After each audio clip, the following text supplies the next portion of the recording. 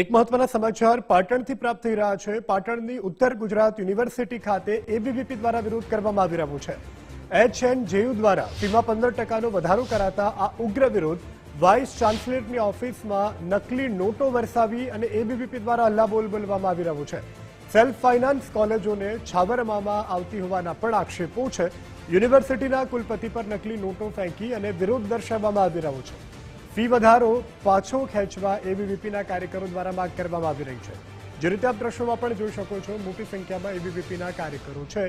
એબીવીપીના કાર્યકરોનો વિરોધ પાછળનો મુખ્ય હેતુ છે ફીમાં કરવામાં આવેલો વધારો।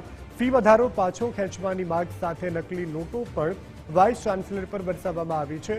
એક જ માંગ પર અડગ છે એબીવીપીના કાર્યકરો, ફી ઓછી કરવામાં આવે।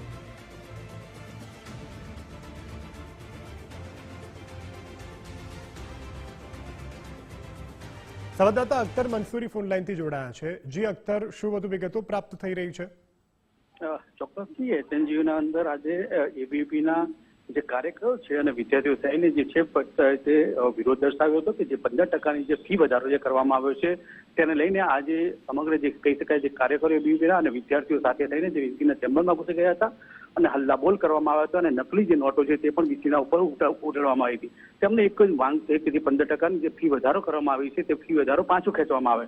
જે વિદ્યાર્થીઓ દૂર દૂરથી જે લોકો આવતા હોય છે તેમને હાલ કહી શકાય કે જે 400 રૂપિયાના જે પાસથી લઈને અત્યારે વિદ્યાર્થીઓ અહીંયા ભણવા જે આવતા હોય છે તેમના એ લોકોના જ ઉપર અત્યારે 15%નો ફીનો વધારો જે ઝીકી દેવામાં આવ્યો છે તેને લઈને આજે ઉગ્રમાં ઉગ્ર તે લોકો વિરોધ કરવામાં આવ્યો હતો અને અત્યારે ધરણા પ્રદર્શનમાં પણ બેસવામાં આવ્યા છે। તેમની એક જ માંગ છે કે અત્યારે તાત્કાલિકના ધોરણે જે વધારો ઝીંકાયો છે તેને પાછું ખેંચવામાં નહીં આવે।